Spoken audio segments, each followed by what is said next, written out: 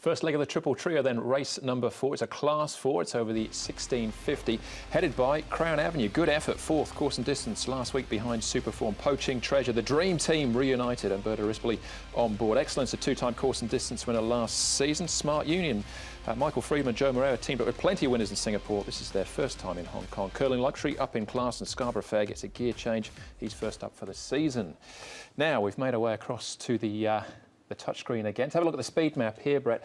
And it looks likely that Curling Luxury and Belay, they're the two that are most probable to go forward, but the two of them got a bit of work to do because they're both drawn out wide, 10 and 11 respectively. Yeah, they are, Andrew, but I think, as you say, both of them have got the pace to sort of cross over, and I think that Belay here will probably find the rail first. Whether Curling Luxury really wants to test him and maybe even try and roll on and get the front, we'll have to wait and see. Poaching Treasure, he can take a little bit of time to muster, so if he can get the 1-by-1 spot there, I think that's a pretty good result. I think there's every chance that Joe Moreira will be trying to get that spot with Smart Union. It's all going to come down to the amount of pace that Poaching Treasure can show through that first couple of 100 metres, those two. What you will notice is, though, Crown Avenue likely to get the gun run from barrier number 1. And Charity Kingdom possibly won't want to be stuck out too wide. He's also a chance maybe of surging on during the middle of the race if they really slow up, but yeah, his barrier doesn't look ideal. Yeah, OK, good to slow the speed maps saying here for the fourth event. Paul, what do you got for us though as far as track work's concerned? Oh, we've got just two pieces to look at. The first piece here is Belay. He's likely to go forward. I don't think he's totally wound up for this particular race, but the blinkers go back on him, and he did arrive on a rating of 85. You can see he's working with the blinkers here now. He worked OK. I don't think he's too far away, but I'm not sure if he's quite there yet. And the other one is Amazing Gold. Glimpses of form last season without actually winning, and he's come back OK once again as well. Not a bad piece from him as well. All right, we'll see if he can show a sharp turn of foot that Brett just showed to get it back into position here as well. I did, Andrew, but like Harris Teeton in the sprint, you overhauled me late. Same, but different. That's right. Right, OK, well, let's have a look at Curling Luxury. That's where we're going to start. What a race this was last time out. Dead heating with Empire Mongolia, up in class, though. Yeah, I made him a long shot this day, and he ended up paying $5. He got really well back and just got mugged right on the line, and still, you know, shared the spoils, but it looked like he had it won everywhere but the post. With the right weight, up and grade, he'd been going really well before this run. That's why I liked him, and I can see no reason why he won't run well again. If he's on pace, C course. Yeah, he might even get it a little bit easier too. I think he will. If he just sits outside of Belay and doesn't press the issue, as we said, potentially he might. I thought the turf might have been a little bit of an issue. Paul wasn't worried about it at all. He ran well. Yeah, all right. Now, Poaching Treasure finished off last season with a rare rattle. Have a look at one of those wins. This was 1,800 metres, though, 1650 Wednesday night. Yeah, and look, the 1650, he's never been able to win over it from 5 goes.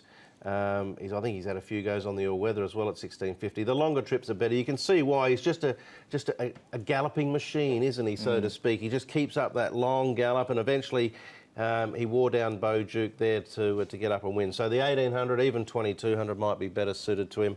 And with just that little lack of pace that he sort of does lack in the first few 100 metres, it's going to make it tough for him. Yeah, I'll wait till he gets up in distance as well. I think 1650 is a little bit sharp for him. But he is trying. I'll give him that much. Yeah, no, he is. There's one thing you can never say. He's always tried. I mean, even though he didn't win those races, he had lots of placings, and then it sort of clicked and he had 2 in a row. I'm the last person that's going to slate him, that's for sure. All right, Smart Union. Michael Friedman sends his first run at Happy Valley on Wednesday nights, and he'll be teaming up with Joe Moreira. Joe, you rode Smart Union in a barrier trial recently. How did he feel? He felt all right. He hit the line strongly, which we were hoping for. And I think he's well and healthy enough to go out there and perform. 1,650 metres is the distance for Wednesday night, but his wins have been over 1,800 metres. Any concern about the trip? Look, I would be if he had a run on the season. But as he's fresh, unraced for the season, I think the distance will be okay. I think he's going to be fresh enough to be able to put himself and still finish off the race strong. And based on his trial itself, I believe he's a chance.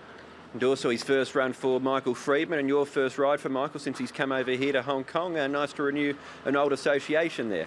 No doubt. Michael has been a great support of mine, and obviously I'm very pleased for that. I'm very proud and happy to be riding some of his horses again, and this is the first, and I hope this is the first of many. He'll take some money because of Joe being on him and riding for Michael, but he's not without a chance. That trial behind Autopay, the Autopay didn't really cover himself in glory, did he? No, he didn't, but I think the work's been okay, and I think he's a chance. But yeah, I'm a bit like as Edward said in the interview there. The winds have been over slightly further, so I've got him in on a fourth line, but I'll be tipping against him to win. Yeah, I got him in for second. Now, he has run second off this rating before. He's at a higher rating, hasn't won. He won off 46. He's now rated 50. So, All right, but who's on top then?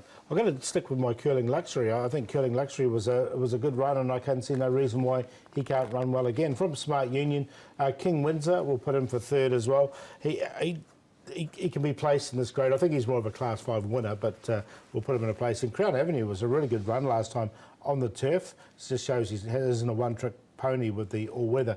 Now, my play here would be just to back Curling Luxury to win at this stage. He's come up favourite, which is quite short. I think he'll drift down. He'll pay about $6. If he gets to $2 a place, I'd back him each way.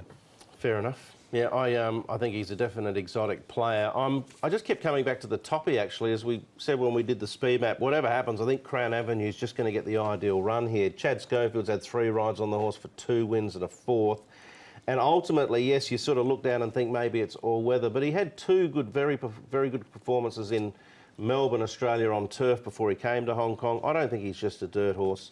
The barrier, ideal run. I kept coming back to him. Amazing Gold, I've had a lot of time for.